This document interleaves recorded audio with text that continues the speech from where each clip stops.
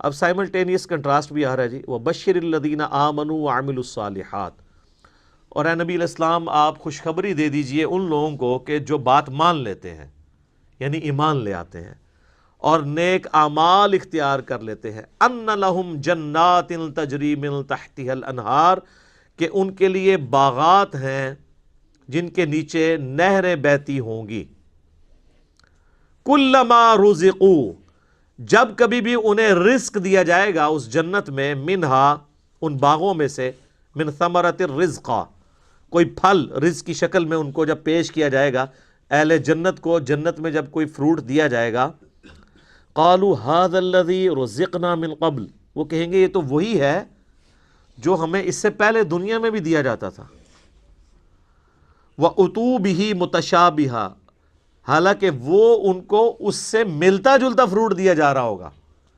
Exact نہیں ہوگا، ملتا جلتا اس لیے دیا جائے گا کہ انسان کی ایک نیچر ہے۔ دنیا میں بھی آپ دیکھ لیں، آپ کسی دسترخوان پہ بیٹھے ہوں تو سب سے پہلے اس چیز کو ہاتھ ڈالتے ہیں جس کے ساتھ آپ مانوس ہوں۔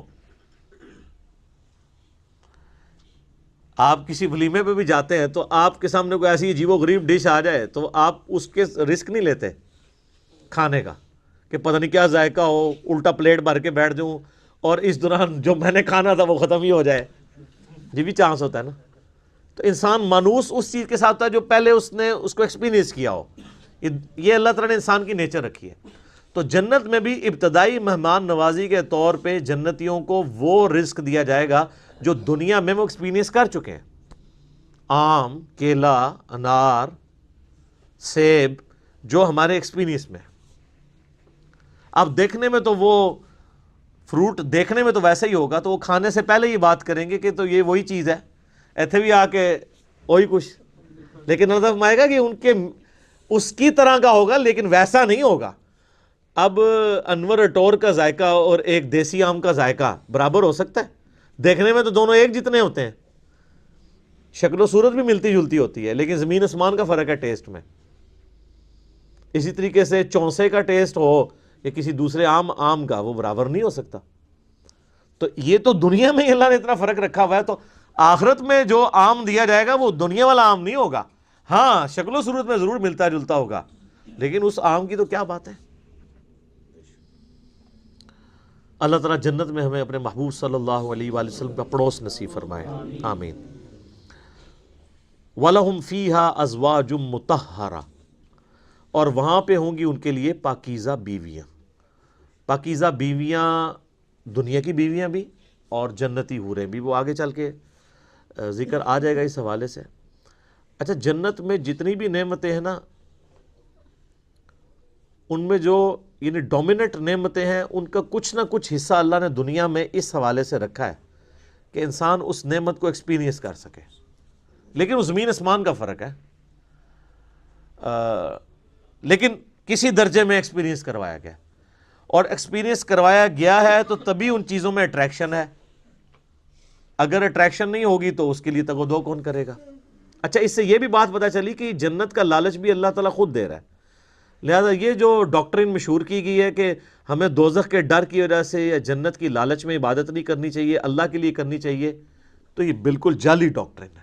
اس کو مولا علی علیہ السلام کی طرف لوگوں نے منسوب کر دیا ہے کہ وہ کہتے تھے میں تو اللہ کی عبادت صرف اللہ کے لیے کرتا ہوں، جنت کی جو ہے وہ طلب میں یا دوزخ کے ڈر کی وجہ سے نہیں کرتا۔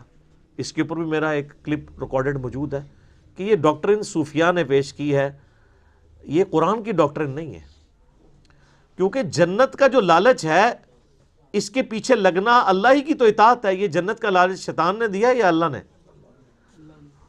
تو اگر آپ جنت کو نگیٹ کرتے ہیں، جنت کا مذاق اڑاتے ہیں یا دوزخ کو ہلکا جانتے ہیں، تو آپ یہ جنت یا دوزخ کو بے عزت نہیں کر رہے ہوں گے، بلکہ آپ اللہ تعالیٰ کے خلاف بغاوت کا علم بلند کر رہے ہوں گے۔ یہ تو اس نے رکھی ہوئی ہے نا چیزیں، یہ ساری لالچیں وہی دیتا ہے نا۔ یہ وہ لالچ نہیں ہے جو بری بلا ہو، یہ وہ لالچ ہے جس کے لیے انسان کو کوشش کرنی چاہیے۔ قرآن پاک میں درجنوں آیات ہیں، آگے چلیں گے تو یعنی اللہ تعالیٰ فرماتا ہے کہ کوشش کرنے والوں کو ایسی جنت کے لیے کوشش کرنی چاہیے، خود اللہ تعالیٰ اس کی طرف۔ تو اسی طریقے سے یعنی جو ایک اللہ تعالیٰ نے سیکس کا جذبہ رکھا ہے انسان کے اندر، اس کا ایکسپیرینس دنیا میں کسی فارم میں کروایا، تبھی جنت کی حوروں کا لالچ دیا جا سکتا ہے۔ اور اسی طریقے سے جو فروٹ ہے اس کا ذائقہ دنیا میں رکھا ہے، جبھی جنت کی فروٹ کا آپ کو لالچ دیا جا سکتا ہے۔ باقی تو بخاری مسلم میں حدیث ہے کہ اللہ تعالیٰ نے جنت میں وہ نعمتیں تیار کر رکھی ہیں جو نہ کسی آنکھ نے دیکھی، نہ کسی کان نے سنی، نہ کبھی کسی کے دل پہ بھی اس کا گمان گزرا۔ وہ تو ان امیجنیبل ہے۔ یہ صرف متشابہات ہیں، چیزیں ملتی جلتی چیزیں دنیا میں، صرف بات سمجھانے کے لیے۔ اور دنیا کی نعمتیں تو فنا ہونے والی ہیں، لیکن ان نعمتوں کے ساتھ آ رہا ہے وَهُمْ فِيهَا خَالِدُونَ، وہ رہیں گے ہمیشہ ہمیش اس کے اندر، نہ ختم ہونے والی نعمتیں۔ اچھا دنیا میں کوئی بڑے سے بڑی بھی نعمت ہے نا، وہ اچھی انسان کو لگتی ہے، لیکن جیسے ہی اس کے چھوٹ جانے کا خیال آتا ہے تو دل کے اوپر غم کا غلبہ ہو جاتا ہے، اور جنت میں غم نہیں ہے، اس لیے جنت میں ہمیشہ کی نعمت ہے۔ بخاری اور مسلم کی حدیث ہے کہ میدان محشر میں لا کے مینڈے کی شکل میں موت کو قتل کیا جائے گا، اور جب بلایا جائے گا تو باقاعدہ ایک یعنی ندا کی جائے گی، جہنمی جو ہیں جہنم کے کنارے پہ آ جائیں گے، اس خوشی کی وجہ سے کہ شاید ہمارے نکلنے کے لیے کوئی اب سبب ہونے لگا ہے، اور جنتی جنت کے کنارے پہ آئیں گے اس ڈر کے ساتھ کہ ہمیں کہیں جنت سے نہ نکال دیا جائے۔ تو پھر اللہ تعالیٰ موت کو مینڈے کی شکل میں لا کے وہاں پہ ذبح کرے گا، اور پھر کہا جائے گا کہ جنتیوں کے لیے خوشخبری ہے کہ انہیں کبھی موت نہیں آئے گی، اور دوسری طرف جہنمیوں کے لیے ہمیشہ کا غم ہے کہ ان کو بھی موت نہیں آئے گی۔ تو قرآن میں آتا ہے سورہ فرقان میں، آج ایک موت نہیں کئی موتیں مانگو، موت نہیں تمہیں آئے گی، ہزاروں موتیں مانگو، موت نہیں آنے کی، کیونکہ موت آ جائے تو پھر تکلیف ختم ہو جائے، لیکن وہاں پہ موت نہیں آئے گی۔ اللہم اجرنا من النار، اللہم اجرنا من النار، اللہم اجرنا من النار، آمین۔ اللہم من احییتہ منا فاحیہ علی الاسلام، ومن توفیتہ منا فتوفہ علی الایمان، آمین۔ صحیح مسلم میں ایک حدیث ہے کہ جب جنتی جنت میں داخل ہونے لگیں گے تو ان کو ایک ندا کی جائے گی، جاتے ہی خوشخبری ملے گی، تمہارے لیے مبارک ہے، آج کے بعد تمہیں کبھی موت نہیں آئے گی، تم ہمیشہ زندہ رہو گے، آج کے بعد تمہیں کبھی بدحالی نہیں آئے گی، تم ہمیشہ خوشحال رہو گے، آج کے بعد تمہیں کبھی بڑھاپا نہیں آئے گا، تم ہمیشہ جوان ہی رہو گے، اور آج کے بعد اللہ تم سے کبھی ناراض نہیں ہوگا، ہمیشہ راضی رہے گا۔ یعنی دنیا میں تو سب سے بڑی اہل ایمان کے لیے ٹینشن ہی یہی ہے نا کہ میں نے یہ کیا تو ناراض نہ ہو جائے۔ جنت وہ جگہ ہے جہاں کچھ بھی کر لیں اللہ ناراض نہیں ہوگا، ہر وہ چیز جو دنیا میں بھی جرم تھی وہاں جا کے وہ جرم نہیں رہے گی۔ دنیا میں مرد کے لیے سونا پہننا حرام ہے، اور جنت میں سونے کے کنگن پہنائے جائیں گے، ریشم کا لباس پہنایا جائے گا۔ قرآن پاک میں آتا ہے، بخاری مسلم میں درجنوں احادیث ہیں، جسے شوق ہو تو مشکات المصابیح کی 3 جلد میں جنت والا چیپٹر پڑھ لیں تو آپ کو اندازہ ہوگا کہ جنت میں اللہ تعالیٰ نے کیا کچھ رکھا ہے انسان کے لیے۔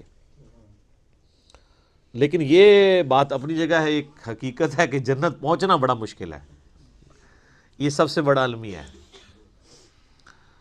یہ تو بابوں نے آپ کو ایک خدا کا تعارف کروایا نا کہ جنت تو اپنی جیب ہی ہے، کتابیں یہ نہیں بتاتی، کتابیں کچھ اور ہی بتاتی ہیں۔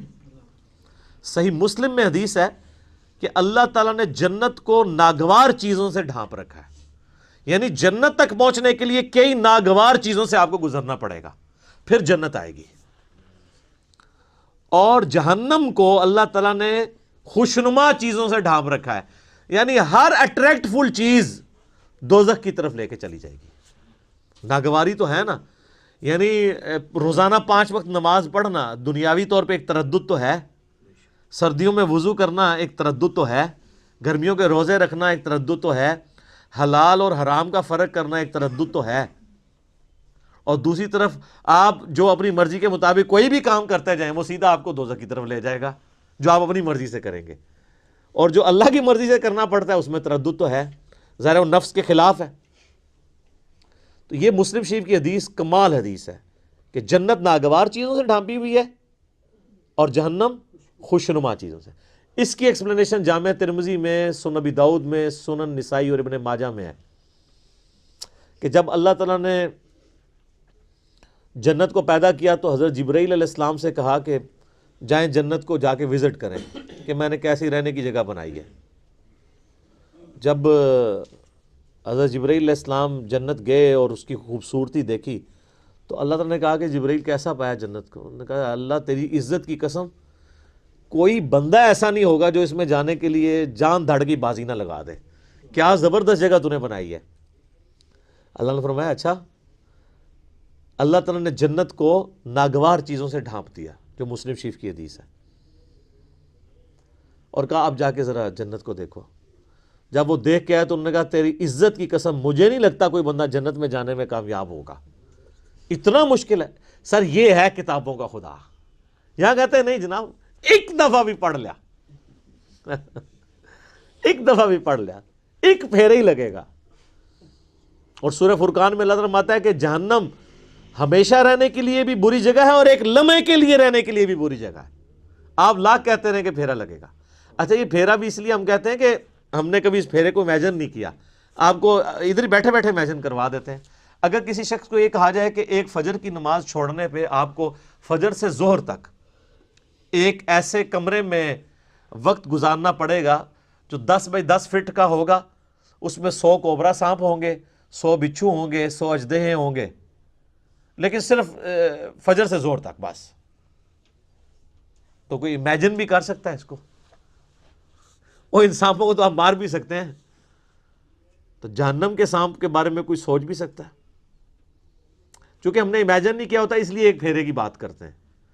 اور یہ تو بہت بڑی میں نے مثال دی ہے. اگر کسی شخص کو کہا جائے نا کہ فجر کی نماز چھوڑنے پہ فجر سے ظہر تک آپ کو صرف ایک موم بتی کا وہ چھوٹا سا جو فلیم ہوتا ہے نا اس کے اوپر یوں ہاتھ رکھنا پڑے گا فجر سے ظہر تک، سر 10 سیکنڈ نہیں کو رکھ سکتا.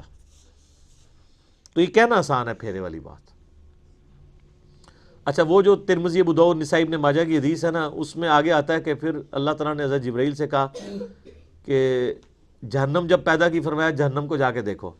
جہنم دیکھ کے آئے، انہوں نے کہا اللہ تیری عزت کی قسم مجھے نہیں لگتا کوئی بندہ کوشش کرے گا کہ کوئی بھی ایسا عمل کرے کہ دوزخ میں جا کے گرے، یہ تو جگہ ہی ایسی تو نے بنا دی ہے. اللہ تعالیٰ نے پھر دوزخ کو، جہنم کو خوشنما چیزوں سے جب ڈھانپ دیا نا، جو مسلم شریف والی حدیث ہے، میں اسی کی ایکسپلینیشن آپ کو دوسری حدیث سے کر رہا ہوں. یہ سر کتابوں کا دین ہے، بابوں کا نہیں ہے. تو حضرت جبرائیل علیہ السلام جب گئے واپس آئے، کہا اے اللہ تیری عزت کی قسم مجھے نہیں لگتا کوئی بندہ جہنم میں جانے سے بچ سکے گا، اتنا خوشنما تو نے بنا دیا، یہ تو سارے ہی جائیں گے جہنم میں. اور سب نظر بھی آ رہا ہے، نظر بھی آ رہا ہے، کیا دیندار، کیا بے دین، کیا مسلمان، کیا کافر. آپ کو بغاوت دیکھیں عروج پہ نظر آتی ہے. اور جو آپ کو دیندار نظر بھی آ رہے ہیں یہ بھی اللہ نے پردے رکھے ہوئے ہیں. کچھ کے پردے تو ہمارے جیسے لوگوں کے سامنے کھل بھی جاتے ہیں اور ہم آپ کو کھول کھول کے بتاتے ہیں، پھر بھی نہیں آپ کا دماغ کھلا تو آخرت میں تو کھل ہی جانا ہے. اوہ یہ کیا ہوا؟ نہیں، بڑا سینسٹیو ایشو ہے میرے بھائی. تو یہ اللہ تعالیٰ نے جہنم اور دوزخ کا جو معاملہ رکھا ہے، یہ اگر یہ چیزیں نہ ہوتی تو کوئی بھی شخص اللہ تعالیٰ کو رسپانس نہ کرتا. میرا یوٹیوب پہ کلپ بھی ہے، خدا انسان کی ضرورت کیوں ہے. خدا انسان کی ضرورت ہے ہی اس لیے کہ انسان مر جاتا ہے. اگر انسان نے مرنا نہ ہو اور انسان کے اوپر کوئی مشکل وقت نہ آنا ہو، انسان کی ضرورت اللہ کبھی رہتا ہی نہیں ہے. یہ تکلیفیں اور موت، یہی تو ایک تلوار لٹک رہی ہے کہ یار میں نے مرنا ہے، کسی کو منہ دکھانا ہے جا کے. آپ ایک لمحے کے لیے امیجن کریں کہ اگر آپ نے مرنا نہ ہو اور آپ کو کبھی کوئی تکلیف نہ آئے، یہ دو چیزوں کی گارنٹی ہو، تو سر نماز کس نے پڑھنی ہے؟ تو یہ ساری دھمکیاں ختم ہو جائیں گی نا پھر دوزخ کی. تکلیف نہ آنے کا مطلب ہے کوئی کچھ نہیں کرے گا. موت نہ آنے کا مطلب ہے آپ اپنی زندگی انجوائے کریں گے. اور تکلیف نہ آنے کا مطلب ہے کہ پھر آپ کو کوئی نہ کوئی رزق کے حوالے سے ایشو ہوگا، نہ اور کوئی تکلیف پہنچے گی. تو یہ سر دنیا میں پاسبل نہیں، جنت میں ہی ہے. لیکن دنیا میں بھی یہ ہو جائے نا تو اللہ تعالیٰ انسان کی ضرورت نہیں رہتا. اسی لیے اللہ تعالیٰ نے یہ موت کا الذی خلق الموت والحیات لیبلوکم ایکم احسن عملا رکھا ہوا ہے. یہ جو تلوار لٹکائی ہے وہ اسی لیے تو لٹکائی ہے. تو یہ ساری چیزیں نہ ہو تو انسان کا قبلہ نہیں درست ہوتا. گھنٹوں بولا جا سکتا ہے.